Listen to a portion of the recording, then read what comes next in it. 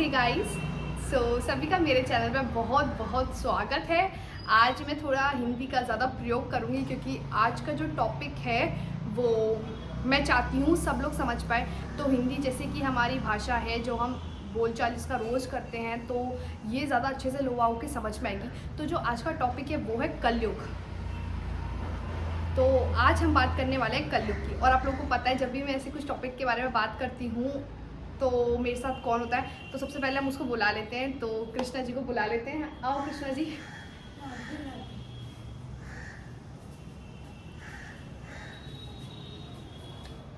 राधे राधे। तो आपको पता ही है कि कृष्णा जब भी आता है तो मैं ऐसे ही टॉपिक पे धर्म से रिलेटेड बात करती हूँ क्योंकि इसे बहुत ज़्यादा नॉलेज है, बहुत ज़्यादा। और मैं भी चाहती हूँ कि धर्म हमारा जितना भी सनातनी धर्म है वो जितना फैल सकता है उतना फैले, सब बच्चों को पता हो। तो मैं चाहती हूँ कि ये कलयुग के बारे में बहुत आसान भाषा में बताएं क्योंकि मुझे लगता है कि बड़े लोगों को काफ़ी कुछ पता होगा कलयुग के बारे में। ये कैसे आया, कब आया, क्यों आया, इसका मतलब क्या है, बट मुझे नहीं लगता कि बच्चों को इतना मालूम है। तो आज मैं चाहती हूँ ये सरल भाषा में सब चीज़ समझाए आप तक पहुंचाने के लिए ये हम बना रहे हैं ताकि सब लोग ज़्यादा से ज़्यादा धर्म को फॉलो कर सके, जिससे कि बुराई ज़्यादा से ज़्यादा कम हो सके। और इन सिंपल वर्ड्स आज का हम ब्लॉग स्टार्ट करते हैं। सबसे पहला, और मैं चाहती हूँ कि आप इसे कम भाषा में पर अच्छे से बताइए। तो सबसे पहले हम ये जान लेते हैं, बच्चों को ये बता देते हैं कि कलयुग होता क्या है। तो आप एक सरल सा एग्जाम्पल दे के मतलब बता दीजिए इस बच्चों को, बड़ों लोगों को भी, जिससे आसानी से सबको समझ में आ जाए कि कलयुग होता क्या है। देखो, कलयुग का मतलब ये होता है जैसे हम बुरी चीज़ों का सेवन करते हैं, जैसे मांस, मदिरा, और हम जुए खेलते हैं। ये सब कलयुग ये होता है, यानी हम जो ये बुरी चीज़ें करते हैं, जैसे हम मदिरा पीते हैं, जुए खेलते हैं, मांस, इन सबको जो लोग चीज़ों को करते हैं वो कलयुग के प्रभाव में है। ठीक है, सबको पता है कि ये चीज़ें कितनी गलत है और तब भी अच्छा हम ये कर रहे हैं। और हम ये कर रहे हैं, ये अब मुझे नहीं पता ये लोग क्यों करते हैं, ये सब यही बता सकता है। तो सबसे पहले हम ये जान लेते हैं, हमने ये तो जान लिया कि व्हाट इज़ कलयुग, कलयुग क्या है। आपको मैंने ये बहुत बड़ा इस पर बात कर सकता है, बट मैंने बोला था इसे कि आप छोटे में बताना कि जिससे हर इंसान को समझ में आ जाए। इस क्वेश्चन हमारा ये रहेगा कि कलयुग कहाँ से आया, ये कलयुग उत्पन्न कैसे हुआ, लाइक, है ना, समझ में आ रहा है। व्हाट इज कलयुग, फ्रॉम वेयर इट केम, ये कैसे आया, कहाँ से आया। तो या देखो, बहुत समय पहले हम सब जानते हैं कि ब्रह्मदेव इस दुनिया के रचयिता है। तो ना, जब ब्रह्मदेव इस पूरी दुनिया का निर्माण कर रहे थे तो वो कमल आसन में बैठते हैं, तो उसमें से काली से धुआं निकल गई थी जिसमें से सारी असुर जाति की उत्पत्ति हुई थी। और उसमें से सर्वप्रथम असुर था कलिपुरुष। कलिपुरुष बहुत ज़्यादा ताकतवर असुर था और वो ना सारे असुरों में से सबसे ज़्यादा ताकतवर इसलिए था क्योंकि ना उसे अमृत भी प्राप्त था। उसे वो ना, क्योंकि हम सब जानते हैं कि एक बार देवता और असुरों के बीच में एक समुद्र मंथन हुआ था।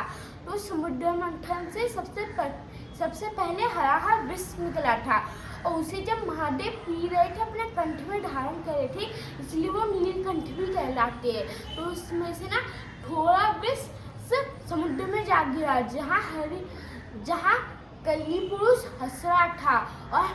और हरा विष बहुत भयानक विष है जो एक बार किसी के मुख में चला गया, यानी उसकी सीधी मृत्यु। और जैसे कलिपुरुष के मुख में हरा विष चला गया तो उसकी वहीं वो मृत्यु हो गई उसकी। पर तब ना मृत्यु का सृजन नहीं हुआ था। माता भैरवी ने इन दोनों लोगों यानी स्वर्गलोक और पाताल लोक का निर्माण किया था और यमदेव बनाया था। इसलिए तब आत्मा कहीं नहीं जाती थी, शरीर में रहती थी, पर वो कुछ कर नहीं सकता था क्योंकि हलाहा विष्णु उसको मृत्यु दे दी थी। फिर उसके बाद ना जब अमृत की प्राप्ति हुई, समुद्र मंथन से अमृत निकला, तो देवता और असुरों को अमृत पीने के चक्कर में, पीने की जिद में थोड़ा सा अमृत की बूंदे सागर में फिर से चली गई जहाँ कलिपुरुष मृत पड़ा हुआ था। तो उसके मुख में जैसे अमृत की बूंदें चली गई तो वो वापस से जीवित हो गया, क्योंकि विष पहले से विष था और फिर अमृत हो गया, तो इसलिए उसका दोनों चीज़ें नष्ट हो गया।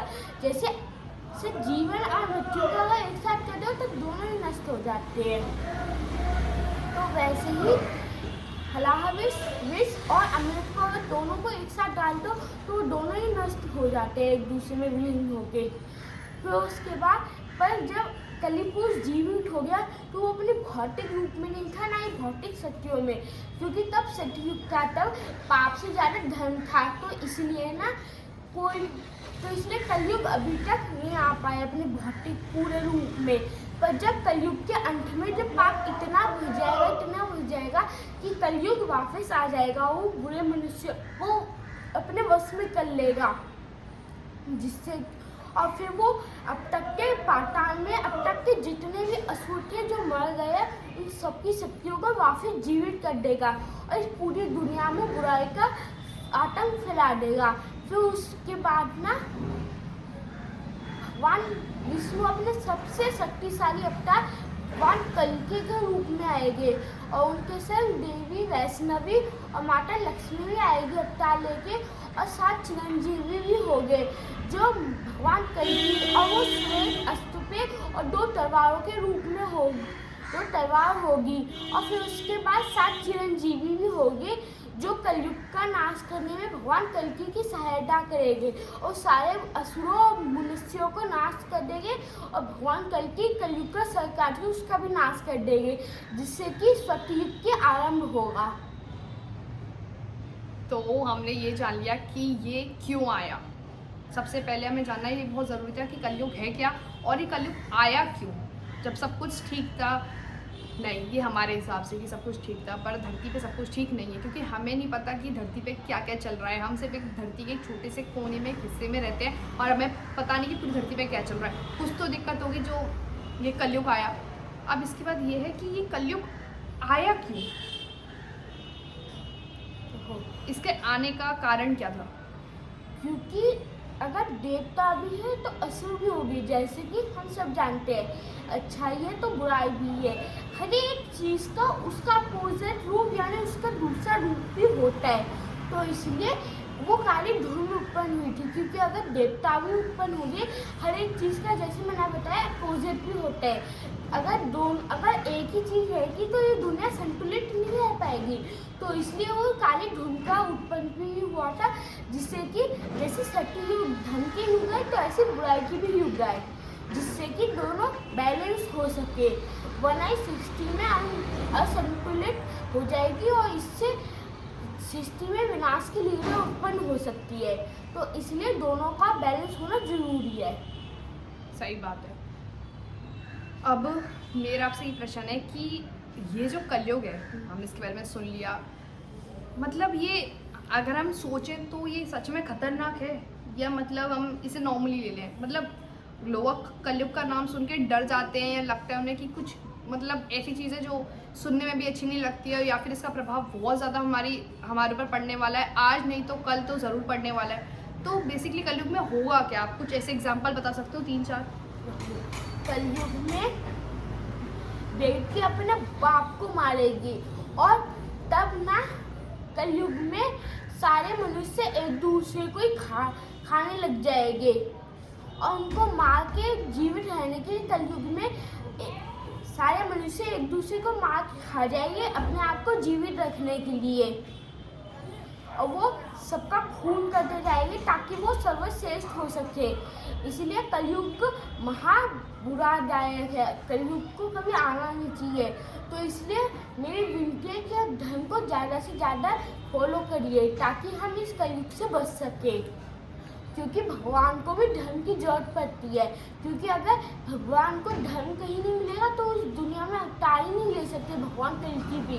तो इसलिए हम लोगों का भी बहुत बड़ा योगदान होता है भगवान के इस अवतार को लाने में। अगर हम कोई सच्चा काम करते हैं जिससे भगवान अवतार उनको सहायता मिलती है, इसलिए आप ज़्यादा से ज़्यादा धर्म को फॉलो करें। मेरा एक और प्रश्न है, जैसे आपने अभी नाम लिया भगवान कल्कि, तो भगवान कल्कि इस धरती पर कब आएंगे? और मेरा एक और प्रश्न है इसके साथ, वो ये है कि ये जो आपने जैसे बताया कि कलयुग में ऐसे होने वाला है कि बेटी अपने बाप को मारेगी या बेटा अपने माँ को मारेगा, जो भी है, तो ये सब के सब होगा?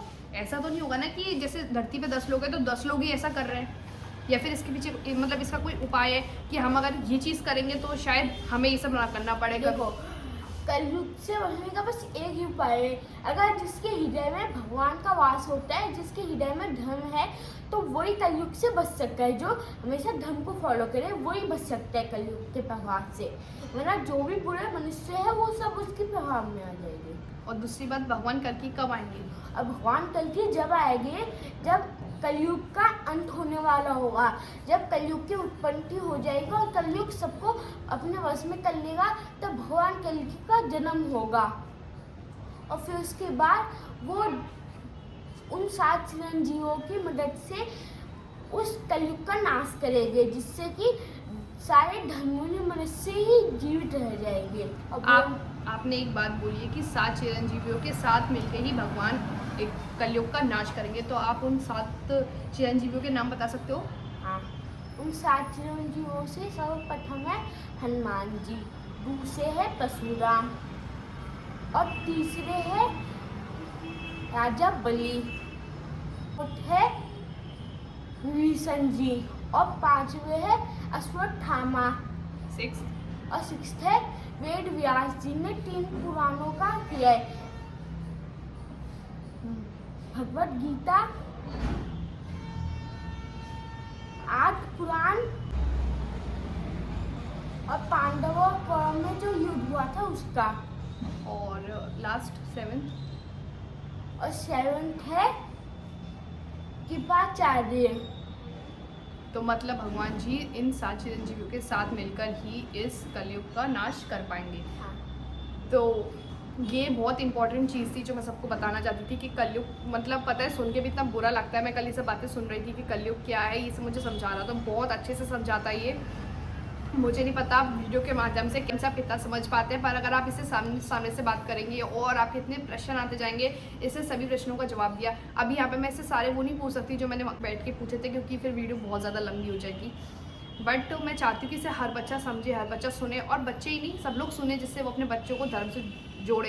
क्योंकि जब आप ये सुनते हो, और ऐसा नहीं है कि जो भगवान ने लिखा, देखो ये सब लिखा हुआ है कि ये होने वाला है, और हम सोचें कि नहीं ऐसा नहीं होने वाला है। तो अगर आपने ऐसा सुना होगा कि भगवान ने बोला था, श्री कृष्ण भगवान ने बोला था कि कलयुग में हनुमान जी पूजे जाएंगे और बाबा श्याम पूजे जाएंगे, ये बोला था। और आज अगर आप देखो तो सबसे ज़्यादा बच्चे, यूथ, जिसको भी देखो वो सबसे ज़्यादा बच्चे किससे जुड़े हुए हैं? हनुमान जी से और बाबा श्याम जी से। मतलब सबसे ज़्यादा हर इंसान, मैंने तो देखा है, मतलब हनुमान जी श्याम जी से जुड़े होते हैं। मतलब जो जो लिखा हुआ है वो सब सत्य हो रहा है। तो अगर ये सब सत्य हो रहा है, ये तो बहुत अच्छी बात थी कि भगवान से जुड़ रहे थे, ये तो बहुत अच्छी बात है। पर जब कलयुग में ये होगा कि लोग अपने बच्चे अपने माँ बाप को मारेंगे, देखो माँ बाप बच्चों को मारे ये ठीक है, पर बच्चे अगर माँ बाप को मारे, ये सुनने में इतना गंदा लग रहा है। तो जब ये होगा तभी और कितना बुरा लगेगा। तो ऑब्वियसली इसने बताया कि इससे बचने का भी उपाय है कि अपने बच्चों को धर्म से जोड़ो।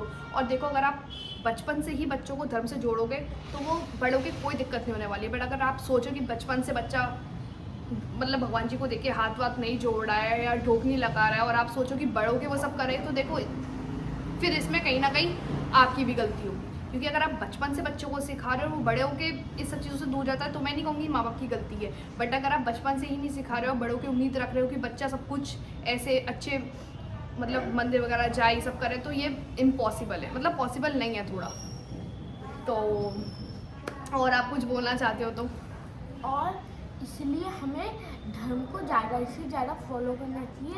तो इसे प्लीज़ हिंदू धर्म को लाइक, सब्सक्राइब और चैनल को कमेंट जरूर करिएगा, और हिंदू धर्म की जय जरूर करिएगा, और अपने दोस्तों को शेयर कीजिएगा, कमेंट सब लोगों को बहुत ज़्यादा बताइएगा, ताकि वो लोग भी धर्म को फॉलो कर सकें। राधे राधे। राधे राधे। और मैं चाहती हूँ सब बच्चे, सब बड़े इस वीडियो को देखें और समझें और अपने धर्म से जुड़ें। और वीडियो नहीं भी देखते हैं पर अपने धर्म से जुड़ो यार, बहुत ही ज़्यादा ज़रूरी है कि हमें अपने धर्म के बारे में पता होना चाहिए। नहीं तो आपका ही नाश होगा, सच में, आज नहीं तो कल हमारा नाश होगा। जो मूवीज़ आती हैं, आज जो मूवीज़ आ रही हैं, सलूट है कि मूवीज़ आ भी रही हैं कुछ केरला स्टोरी जैसी। बच्चों को जब अपने धर्म के बारे में नहीं पता होता है तभी वो कुछ गलत स्टेप उठाते हैं। इसलिए आज बहुत ज़रूरी है कि आप लोग अपने धर्म के बारे में जानो। नहीं पता है तो फ़ोन में ही बहुत सारी वीडियोज़ हैं यार, हर चीज़ माँ बाप की गलती नहीं होती है। बुक उठाओ, कोई भी बुक उठाओगे, हिंदी में भी है, संस्कृत में भी है, जिस भाषा में, इंग्लिश में भी है, जिस भाषा में आपको समझ में आती है उस भाषा में पढ़ो, समझो, और वीडियोस तो फिर यूट्यूब पे होती हैं कि आप अच्छे से चीज़ों को समझ सकते हो। तो बस मेरा कहना ये है कि अपने धर्म से जुड़ो और अपने धर्म का पालन करो, और जितना हो सके अपने धर्म की बातें दूसरे लोगों तक भी पहुंचाओ, जिससे जो लोग नहीं करते हैं वो लोग भी उस चीज़ को फॉलो करें। तो बस यही है, और मैं चाहती हूँ इस वीडियो को ज़्यादा से ज़्यादा शेयर करो। एंड या Radhe Radhe and thank you so much, bye bye, Radhe Radhe.